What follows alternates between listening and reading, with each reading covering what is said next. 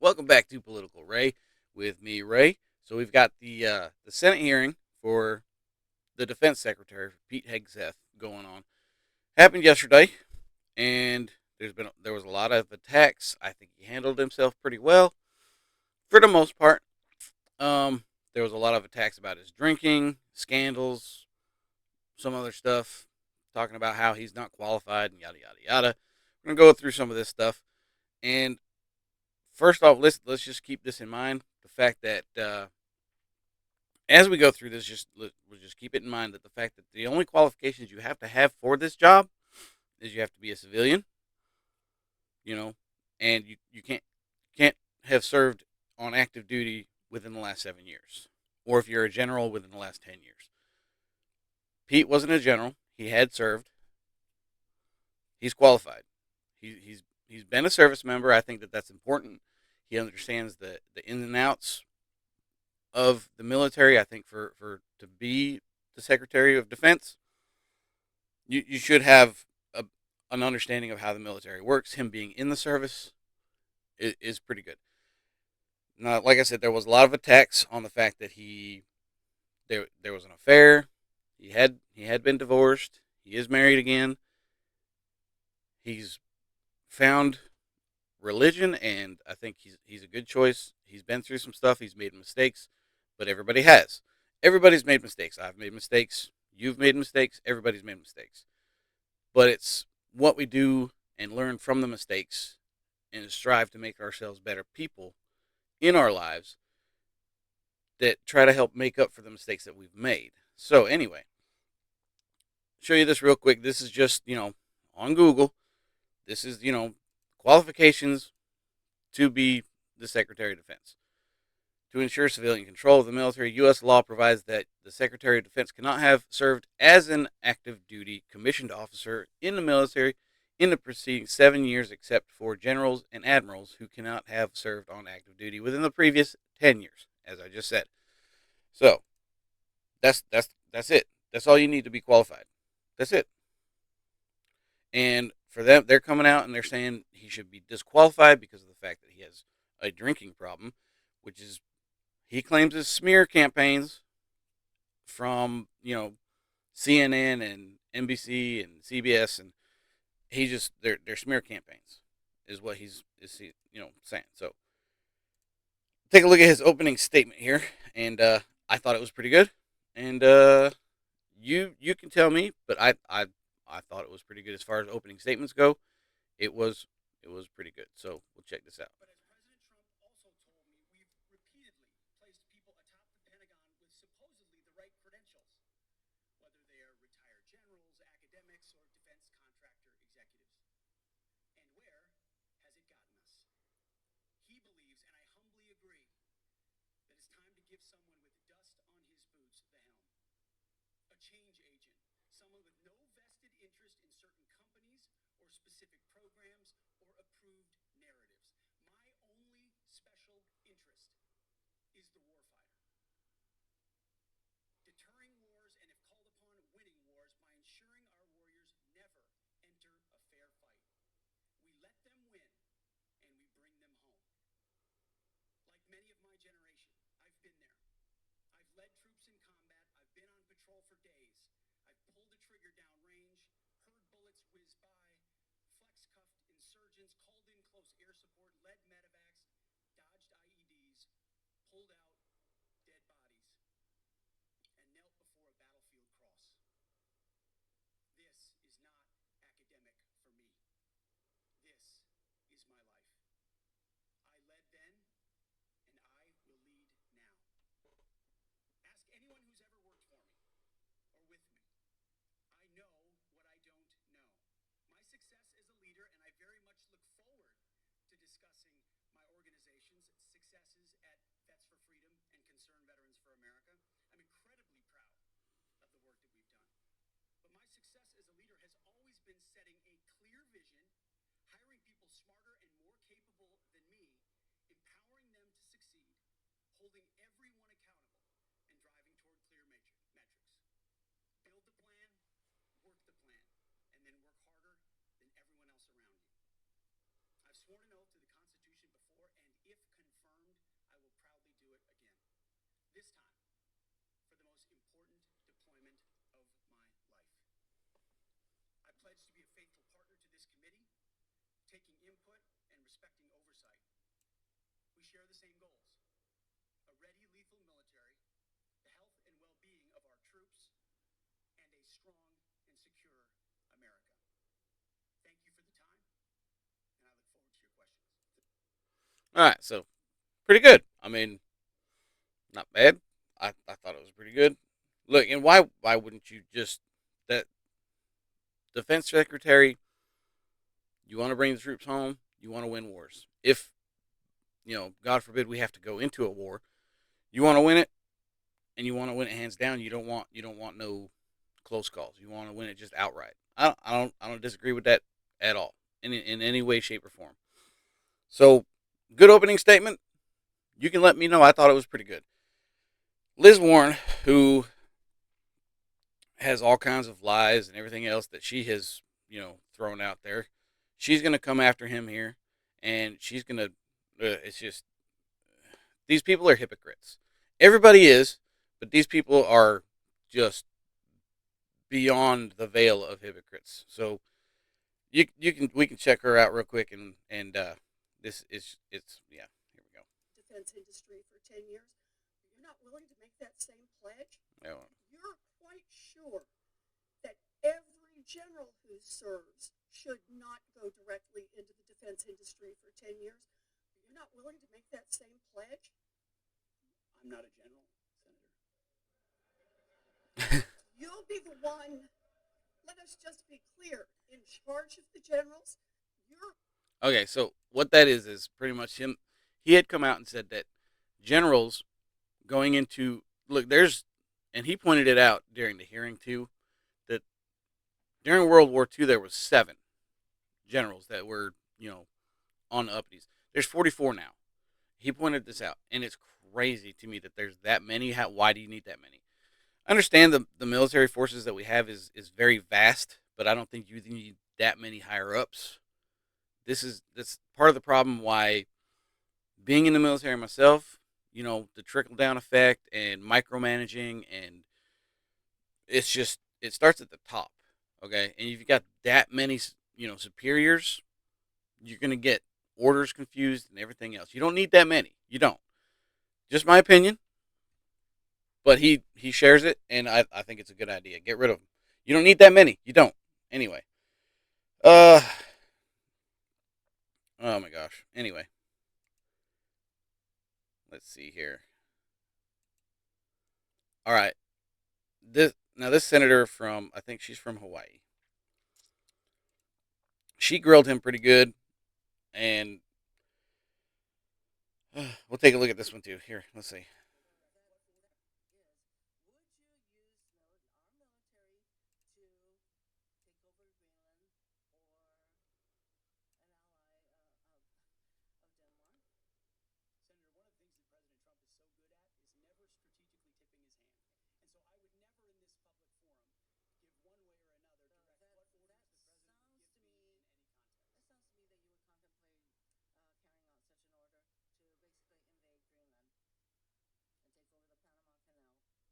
Canal. Look, the Panama Canal is something we need, and we've used it before.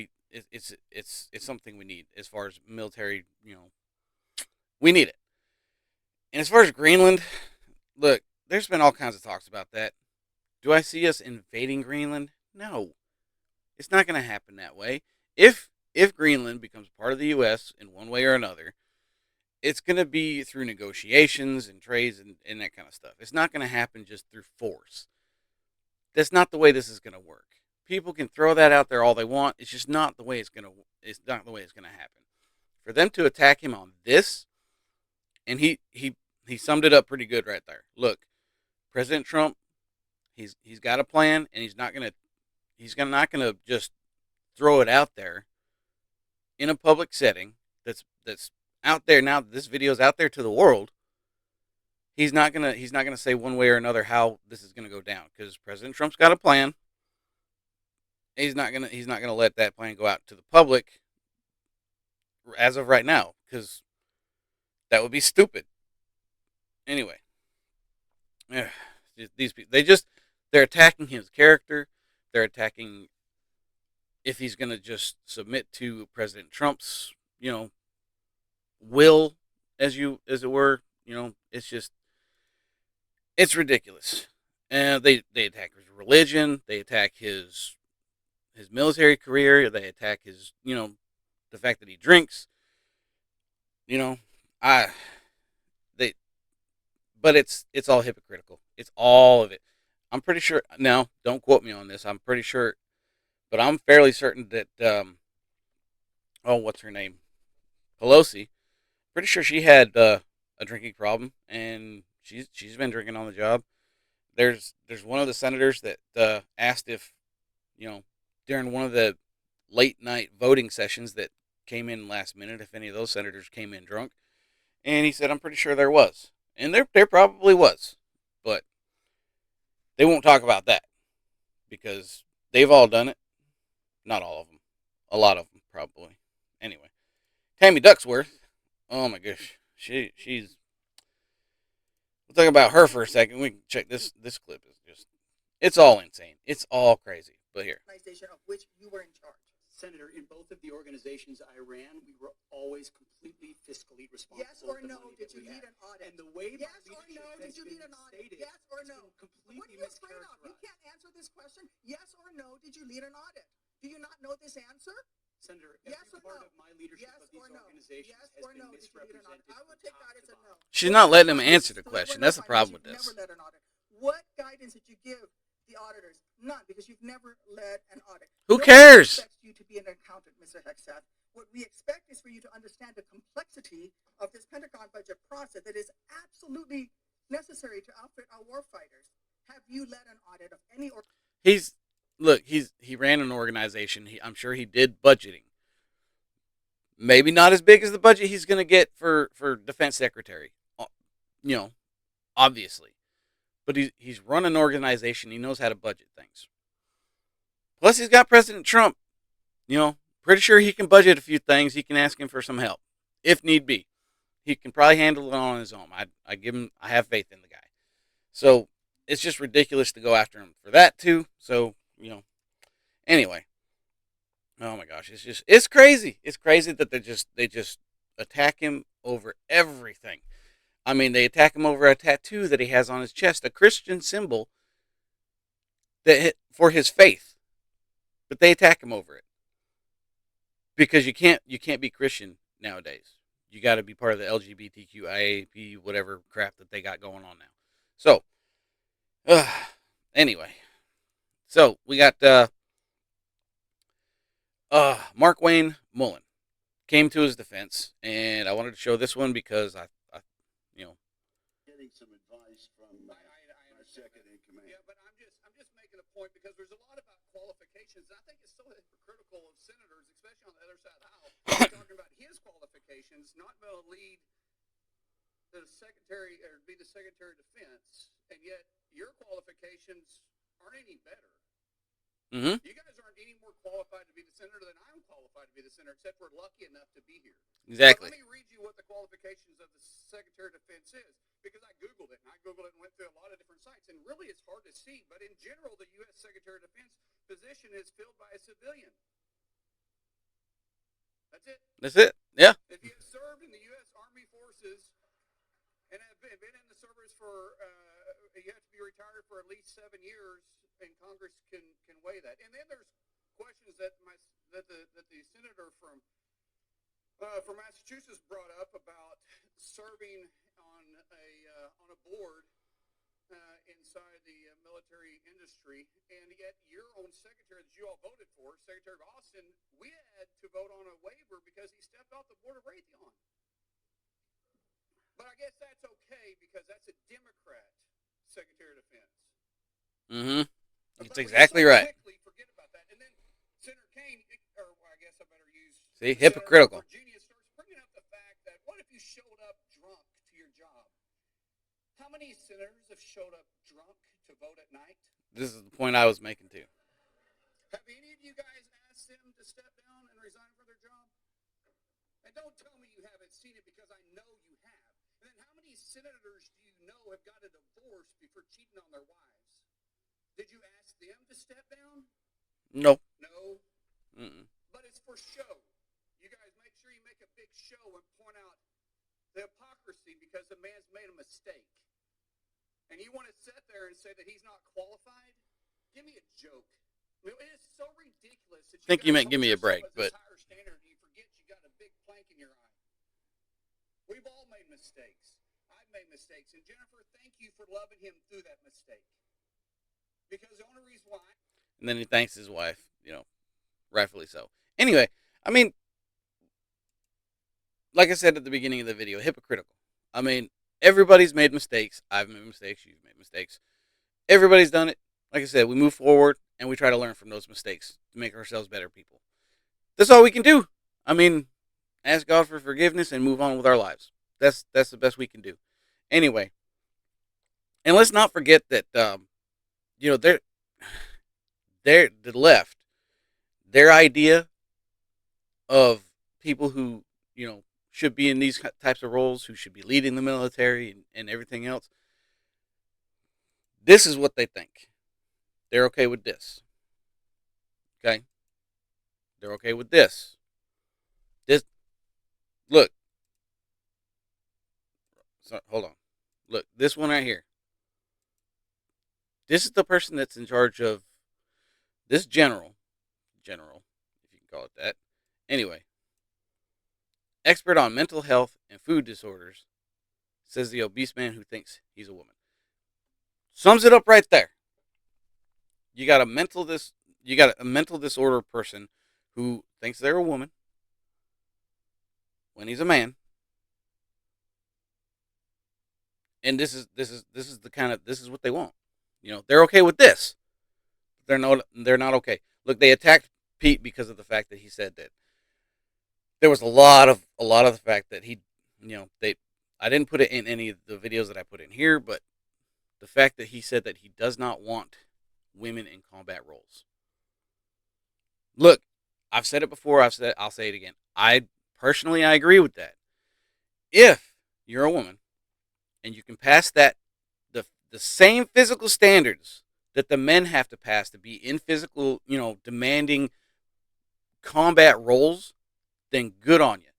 You can be on the front line, but you have to pass the same standardized tests as the men because they're there for a reason. It's to look out for the soldier next to you. If you can't pass that as a woman, I'm sorry. There's other roles that you can fill in the military, but you don't need to be on the front line because that soldier next to you is depending on you just like you're depending on him. That's all there is to it. You can hate me for saying that, you can whatever, but that's the basic fact of it. If you can't rely on the soldier next to you on the front lines, there's no point in having them there. That's it. That's all. They have to pass the same standards as everybody else to fill that role on those front lines because it's not a cakewalk. You're not going to get out of that situation unless you're prepared for it and you're able to do it physically and mentally. So, there's that. Anyway, one more and they're okay with this. So,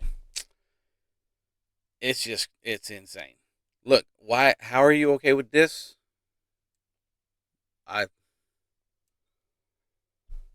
Pride. Look, and they said that, our military is more powerful and sustainable now than it ever has been. I don't believe that. I don't. Not with crap like this that's going on. Anyway. So. Alright. Anyway, that's all I got for now. Hopefully he gets confirmed. We'll see. We still got some other ones to go through. Senate hearings for other confirmations, and we'll get to those as they come.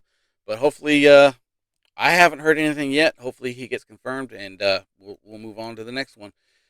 Appreciate you hanging out through my rants. If you like what you saw, hit that follow, subscribe. You can also check me out on X at the Political Ray. And I'll see y'all next time, and God bless.